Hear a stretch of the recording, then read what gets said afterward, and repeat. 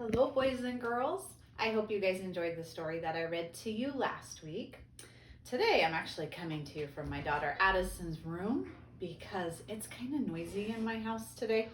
I have everybody home, so Addison was kind enough to let me use her room to read you guys a story. So today's story is called Tops and Bottoms. You guys have the worksheet in your packet. I think there was 3 of them to do, so after you hear the story, you can do your worksheet. Something's kind of silly about this book though. Look at this is silly. Most books open this way, like that, and we read them. This one, oh my goodness, look at this, it's so silly. It opens like this. That's kind of funny. So we're gonna read it like that. It is called Tops and Bottoms, and we have a bear and a hare. So let's find out what happens. Dun, dun, dun. Once upon a time, there lived a very lazy bear who had lots of money and lots of land. His father had been a hard worker and a smart business bear, and he had given all of his wealth to his son. But all Bear wanted to do was sleep. He's kind of a lazy bear. Not far down the road lived a hare. Although Hare was clever, that means he was really smart, he sometimes got into trouble. He had once owned land too, but now he had nothing. He had lost a risky bet with a tortoise and had sold all of his land to Bear to pay off the debt. Hare and his family were in very bad shape. The children are so hungry, Father Hare. We must think of something, Mrs. Hare cried one day. So Hare and Mrs. Hare put their heads together and cooked up a plan. The next day, Hare hopped down the road to Bear's house. Bear, of course, was asleep. Hello, Bear, wake up. It's your neighbor, Hare, and I have an idea. Bear opened one eye and grunted. We can be business partners, Hare said. All we need is this field right here in the front of your house. I'll do the hard work of planting and harvesting, and we can split the profit right down the middle. Yes, sir. Bear, we're in this together. I'll work and you sleep. Huh? Said Bear. So what will it be, Bear? Asked Hare. The top half or the bottom half? It's up to you. Tops or bottoms? Let's see, Bear said with a yawn.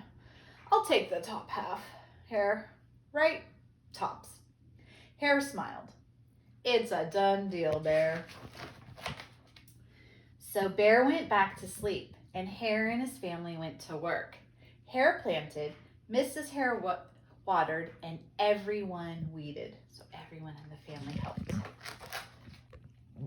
Bear slept as the crops grew. When it was time for the harvest, Hare called out, "Wake up, Bear! You get the tops and I get the bottoms." Hare and his family dug up the carrots, the radishes, and the beets. Hare plucked off all the tops, tossed them into a pile for Bear, and put the bottoms aside for himself. So what he did is he gave the tops of the vegetables, which is kind of the part you don't eat, the yucky part, he gave the tops to Bear, but he kept the good stuff for his family. Bear stared at his pile, but Hare, all the best parts are in your half. You chose the tops, Bear, Hare said. Now, Hare, you've tricked me. You plant this field again, and this season I want the bottoms. Hare agreed. It's a done deal, Bear. Let's see what happens. So Bear went back to sleep, and Hare and his family went to work. They planted, watered, and weeded. Bear slept as the crops grew. When it was time for the harvest, Hare called out, "Wake up, Bear! You get the bottoms and I get the tops." Hare and his family gathered up the lettuce, the broccoli, and the celery. Hare pulled off the bottoms for Bear and put the tops in his own pile. Well, this time he tricked him because the good stuff was at the tops. And the kind of the stuff that you really won't eat were at the bottom, and he gave those to Bear. Bear looked at his pile and scowled. Hare, you have cheated me again. But Bear, Hare said, you wanted the bottoms this time. Bear growled, you plant this field again. Hare, you've tricked me twice, and you owe me one season of both tops and bottoms. You're right, poor old Bear, sighed Hare. It's only fair that you get both tops and bottoms this time. It's a done deal, Bear. I wonder if he's going to trick him. So Bear went back to sleep, and Hare and his family went to work. They planted, watered, and weeded. Then watered and weeded some more. Bear slept as the crops grew. When it was time for the harvest, Hare called out, wake up, Bear! This time you get the tops and bottoms. Let's see. There in front of Bear's house lay a high field of corn. Hare and his family yanked up every corn stalk. Hare tugged off the roots at the bottom and the tassels at the top and put them in a pile for Bear.